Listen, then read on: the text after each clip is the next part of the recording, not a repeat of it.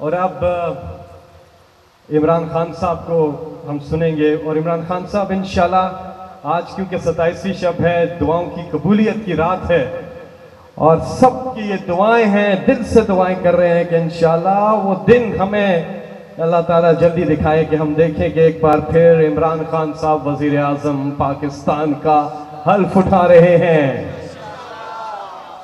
ماشاءاللہ۔ تو میں عمران خان صاحب آپ سے درخواست کروں گا کہ آپ بتائیں۔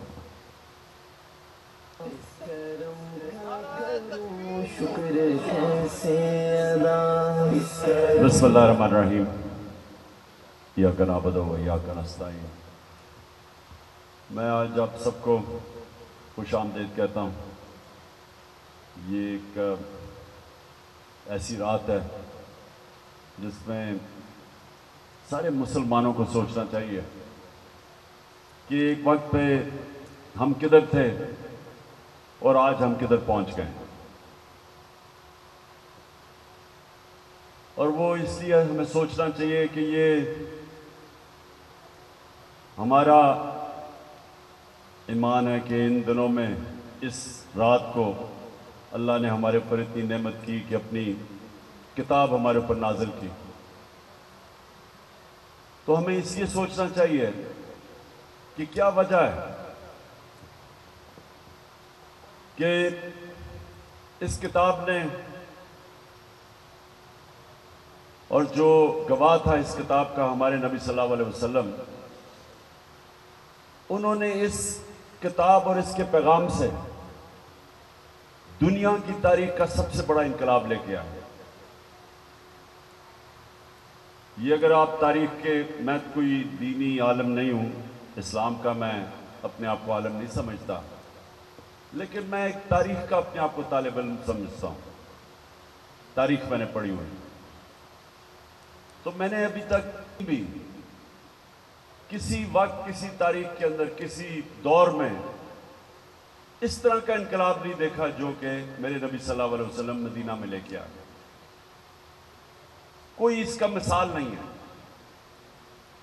آپ اگر دین سے ہٹ کے صرف ایز اے ہسٹورین، تاریخ کا طالب علم اگر آپ صرف اسٹڈی کریں تو یہ آپ کو کبھی بھی لاجک سے یہ آپ سمجھ ہی نہیں سکتے کہ وہ ہوا کیا۔ پھر سے میں کہتا ہوں، اس کی تاریخ میں کوئی مثال نہیں ہے، کیونکہ ایسا ہوا ہی نہیں کبھی۔ تو وہ جو چینج آیا تھا انسانوں میں لوگوں کو یہ بھی بتاتا ہوں، یہ لوگ، ہم جب بچپن میں پڑھتے تھے اپنی تاریخ، تو ہمیں ایسے لگتا تھا کہ وہ بڑی جنگیں ہوئی اور بڑی پتہ نہیں کتنے لوگ شہید ہوئے اور دوسری طرف کتنے لوگ مارے گئے، اور پھر ایک تبدیلی آئی تھی۔ آپ سب کو حیرت ہوگی یہ سوچ کے کہ 622 اور 632 کے درمیان 10 سالوں میں، ان 10 سالوں میں جو ٹوٹل لوگ جنگوں میں مرے تھے دونوں طرف، وہ 12 یا 1300 تھے۔ 10 سال میں 12 یا 1300 لوگ مرے تھے، اور سارا عرب 10 سال کے بعد نبی صلی اللہ علیہ وسلم کے نیچے، اسلام کے نیچے آ گیا تھا۔ 1 لاکھ سے کلومیٹر، اسکوائر کلومیٹر زمین سب ان کے نیچے آ گئی تھی۔ تو یہ سمجھنے کی بات ہے کہ یہ کوئی تلوار کے زور سے دین نہیں پھیلا تھا۔ یہ جو تبدیلی آئی تھی کہ 10 سالوں میں وہ سارا عرب بھی ان کے نیچے آ گیا، اور خون بھی نہیں بہا۔ جس طرح جب منگولین نے، انہوں نے بھی فتح کی تھی ایک دفعہ دنیا، لیکن کروڑوں لوگوں کی جانیں لی انہوں نے، اور خون کے دریا بہے۔ لیکن اس باری تو جس طرح میں نے کہا 12 سے 1300 ٹوٹل کیجولٹیز تھی، تو اصل میں ذہنی طور پہ فکری انقلاب تھا۔ انسان بدل گئے تھے۔ قرآن کی جو آیت ہے کہ میں کبھی کسی قوم کی حالت نہیں بدلتا جب تک وہ قوم خود اپنی حالت بدلنے کی کوشش نہ کرے۔ تو انسانوں نے اپنے آپ کو بدلا تھا، اور وہ پیغام تھا قرآن کے اندر۔ اور وہ نبی صلی اللہ علیہ وسلم وہ چلتے پھرتے قرآن تھے، اس لیے اللہ کا حکم تھا ان کی اس سنت پہ چلو، ان کی شریعہ پہ چلو. تو اس پیغام نے انسانوں کو بدل دیا، اور ان انسانوں نے دنیا کی امامت کی. یعنی یہ اگر آپ دیکھ لیں کہ 625 جنگ بدر اور 11 سال کے بعد یارموک کی جنگ، جدھر رومن ایمپائر یارموک میں ہارتا مسلمانوں سے، اور اس کے اگلے سال دوسرا سپر پاور پرشین ایمپائر وہ ان کے سامنے گھٹنے ٹیکتا ہے. 11 اور 12 سالوں جنگ بدر کے بعد 313 لڑنے والے، یہ کوئی سمجھا دے کہ یہ ہوا کیا. 11 اور 12 سالوں کے بعد دنیا کی دو سپر پاورز ان کے سامنے گھٹنے ٹیک دیتی ہیں. تو وہ کیا چینج آئی تھی؟ مجھے افسوس سے کہنا پڑتا ہے میں نے یہ کبھی، میں اتنے چھوٹا سا تھا جب میرے والد مجھے لے جاتے تھے جمعہ کے خطبے پہ، میں نے کبھی کسی کو یہ بتاتے نہیں سنا کہ یہ کیا ہوا تھا. اور میں نے اپنے اسکالرز جو ہیں، جو مسلمان اسکالرز ہیں، میں نے ان میں کبھی نہیں دیکھا کہ اس کے اوپر کوئی اس کو ریسرچ کرے کہ کیا چینج آیا تھا، یہ کیسے ہوا تھا. کیونکہ اس کی کوئی ایکسپلین بیان نہیں کر سکتا، کوئی نہیں بتا سکتا کہ یہ کیا ہوا تھا. اصل میں ہوا تھا، ایک پیغام آیا، اللہ علیہ وسلم نے اس پیغام کے ذریعے انسانوں کو آزاد کر دیا. یہ یاد رکھیں کہ جو آزادی ہے، اللہ نے اپنی آزادی کے لڑنے کے لیے اس کو جہاد سب کہا ہے. اگر آپ اپنی آزادی کے اندر کی جنگ لڑتے ہوئے مرتے ہیں تو آپ شہید کا رتبہ دیا. اور پیغمبروں کے بعد شہداء کا رتبہ ہے، اتنا بڑا رتبہ دیا ہے. اس کا مطلب آزادی کو اتنی اہمیت دی ہے کہ غلام قوم آگے نہیں بڑھ سکتی، صرف آزاد انسان اوپر جاتے ہیں. اور اصل میں لا الہ الا اللہ ادھر سے ہی آزادی شروع ہوتی ہے. جب آپ یہ بیان کرتے ہیں کہ اللہ تیرے سوا میں کسی کے سامنے نہیں جھکوں گا، تو یہ آپ کا آزادی کا سفر شروع ہو جاتا ہے. اور پھر اندرونی آزادی کہ جب آپ خوف، یہ بہت بڑا بت ہے. میری زندگی میں جو لوگ اوپر نہیں جا سکتے، وہ اپنے خوف کے اوپر قابو جو نہیں پاتا وہ اوپر نہیں جاتا کسی شعبے میں بھی. جو انسان خوف کے اوپر قابو نہیں پاتا اس نے آج تک بڑا کام نہیں کیا.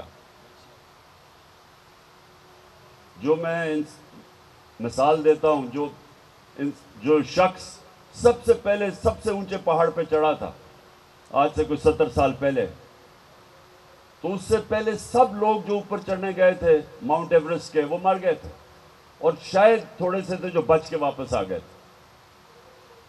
تو سوچیں کہ جب اس نے فیصلہ کیا چڑھنے کا، تو اس نے سب سے پہلے اپنے خوف کے اوپر قابو پایا. اور قرآن کی آیت ہے کہ جو لوگ ایمان لے آئے میں ان کے خوف دور کر دیتا ہوں. ان لوگوں کے خوف دور کر دیا اللہ نے. وہ جو عرب جن کی حیثیت ہی کوئی نہیں تھی، دو سپر پاور دونوں طرف، تو ان کو آزاد کیا خوف سے، بڑے انسان بنانے کے لیے جنہوں نے دنیا کی امامت کی. پھر ان کو جو کیریکٹر ہے، ایک بڑے انسان کا بڑا کیریکٹر ہوتا ہے. جو مثال تھی صادق اور امین کی، سچا اور انصاف کرنے والا، جو ان کے صحابہ تھے سب لیڈر بن گئے، جو ان کے ارد گرد تھے وہ لیڈرز بن گئے، انسانوں کو لیڈرز بنا دیا. میں پڑھ رہا تھا کہ حضرت بلال جو غلام تھے، انہوں نے بھی 2 کیمپین جنرل بن کے لیڈ کی تھی. غلاموں کو انہوں نے جنرلز بنا دیا. جو مجھے سب سے پسند ہے مولانا رومی کی، جب وہ کہتے ہیں کہ جب اللہ نے تمہیں پر دی ہیں کیوں زمین پہ رینگ رہے ہو. سب انسانوں کے پاس پر ہیں، لیکن اس پرواز کے لیے ایک راستہ چاہیے، اور وہ راستہ آپ 5 وقت کی نماز میں مانگتے ہیں کہ اللہ اس کے راستے پہ لگا جن کو نعمتیں بخشی ہیں. وہ والا راستہ ہے پرواز کا، وہ بھی ہمیں نہیں سمجھ ابھی تک. سوچیں کہ آپ مکہ مدینہ جائیں، سب سے زیادہ آپ کو مسلمان پاتے ہیں وہاں. میں تو جب بھی گیا ہوں مجھے سب سے زیادہ وہاں پاکستانی نظر آئے، مسلمان.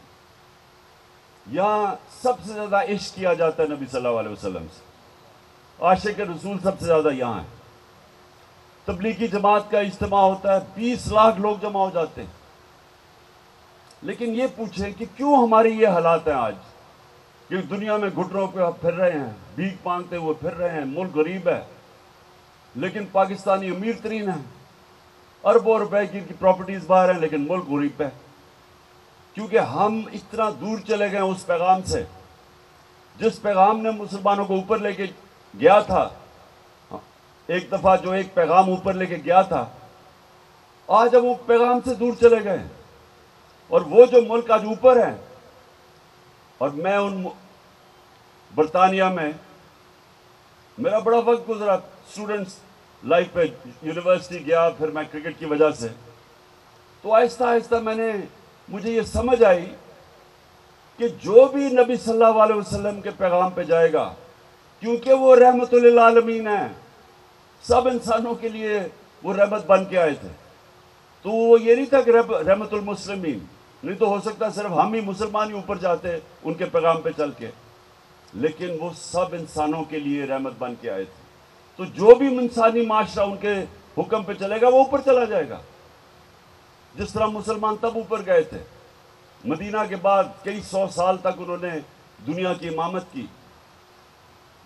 تو آج ہمیں پاکستانیوں کو یہ سوچنا چاہیے اس رات کو، یہ بڑی عظیم رات ہے کہ جس دن اللہ کی کتاب ہمارے پہ نازل ہوئی تھی. ہم کتاب کی اتنی قدر کرتے اور ہمیشہ کرنی چاہیے، اللہ کی کتاب ہے، لیکن ہم نے اس کو عمل نہیں کرتے. اس کے اوپر ہم عشق کرتے ہیں اپنے رسول سے لیکن ان کی سنت پہ نہیں چلتے. اور اگر آج آپ اپنے حالات دیکھیں تو سب سے بڑی وجہ یہ ہے، جس طرح علامہ اقبال نے کہا کہ جب بھی مسلمان معاشرہ اوپر جاتا ہے وہ واپس جاتا ہے وہ مدینہ کی ریاست کے اصولوں کے اوپر، اور پھر اوپر آتا ہے، اور جب وہ نیچے آتا ہے تو ان سے دور چلا جاتا ہے. تو ہمارے لیے آج سب کو یہ سوچنا چاہیے کہ ہم اب کیسے اس قوم کو اوپر لے جا سکتے ہیں. اور میں آپ کو یہ بتا دوں کہ وہ جو بڑے سیدھے سیدھے اصول ہیں کہ جب تک ہم اس ملک میں عدل اور انصاف نہیں پیدا کریں گے اور اس کے لیے جنگ نہیں لڑیں گے ہم آزاد نہیں ہوں گے. اور جب تک ہم آزاد نہیں، ہم اوپر نہیں جا سکتے، ہماری پرواز اوپر نہیں جائے گی. اور عدل انصاف کبھی بھی جو طاقتور، جو مافیاز، جو ایک کرپٹ نظام سے فائدہ اٹھا رہے ہیں وہ کبھی انصاف نہیں آنے دیں گے، کیونکہ وہ ایک ظلم کے نظام سے وہ فائدہ اٹھا رہے ہیں. چھوٹا سا طبقہ ہے، وہ نہیں آنے دے گا. وہ پورا زور لگائے گا کہ لوگوں کو غلام رکھ کے اور خود وہاں عیاشیاں کریں، پیسے چوری کریں. باہر ان کے بڑے بڑے محلات ہیں، وہ کبھی نہیں آنے دیں گے. اور یہ یاد رکھیں، آزادی اس لیے تو اللہ نے اتنا بڑا، آزادی کے لیے جدوجہد کرنی پڑتی، جہاد کرنی پڑتی. اور پھر جب آپ اپنی آزادی لیتے ہیں تو آپ کی پرواز اوپر جاتی ہے. ہمارا یہ وقت ہے اس وقت پاکستان میں کہ جب انسانی حقوق نہ ہوں، طاقتور جو مرضی کرے، چوری کرے اور NRO لے لے، اور دوسرے لوگ اپنے، اگر وہ ان سے کہیں کہ ہم آئین چاہتے ہیں تو ان کو پکڑی جیلوں میں ڈالیں، جیلوں کے اندر ان سے تشدد کیا جائے. تو یہ نظام نہیں چل سکتا. اور اس نظام میں یہ فیصلہ کر لیں کہ اگر آپ نے یہ نظام کو چلنے دیا تو آپ کا کوئی مستقبل نہیں. اور یہ اللہ قرآن میں کہتا ہے کہ میری زمین پہ دیکھو کتنی قومیں میں نے تباہ کی جو میرے حکم پہ نہیں چلی. وہ کہتے ہیں، اور آپ دیکھ لیں کہ دنیا کی تاریخ میں کتنے بڑے بڑے سویلائزیشن آئے اور تباہ ہو گئے. سب سے بڑی وجہ یہ تھی کہ وہاں ظلم تھا. جو حضرت علی رضی اللہ تعالی نے کہا کہ کفر کا نظام چل جائے گا لیکن ظلم کا نظام نہیں چل سکتا. میں آج یہی چاہتا ہوں جب آپ پیر صاحب دعا کریں، دعا مانگیں تو ضرور ہمارے ملک کے لیے کریں کہ ہم سب سے زیادہ اپنے آپ کو انصاف لے کے ملک کو آزاد کریں. اچھا، ایک یہ نہیں پتہ چلتا کہ ہم یہاں ایسی محفلوں میں بیٹھتے ہیں کہ لوگوں کو پسند بھی آ رہی ہے بات، یعنی کوئی تالیاں کوئی نہیں مارتا، تو کسی کا نہیں پتہ چلتا کہ آپ اب وہ اتنی اچھی اس نے نعتیں پڑھی، اب مجھے نہیں پتا تھا کہ نعت آپ نے انجوائے بھی کیا ہے نہیں کی. ہاں وہ اس طرح ہوتا ہے. اس نے بیچارے نجم نے اتنی اچھی آپ کے نعتیں گائی اور سنائی، نجم نے اور ابرار نے. ابرار کر تو پھر بھی تھوڑا لوگوں نے پھر بھی تھوڑا اپریشیٹ کیا، لیکن نجم بیچارے کو پتہ ہی نہیں کہ تالیاں، اب ہم تالیاں نہیں بجا سکتے. یہ بھی ایک تو کوئی اور طریقہ بتائیں تاکہ پتہ تو چلے، تاکہ ہوائے نفس کی ہے حکمرانی، لٹیرا کر رہا ہے پاسبانی. بول نیوز کے مارکیٹنگ ہیڈ آکاش رام تاحال لاپتہ، تفتیشی ادارے جواب دینے سے قاصر. اہل خانہ پریشان، بیٹے کی جدائی میں ماں غم سے نڈھال.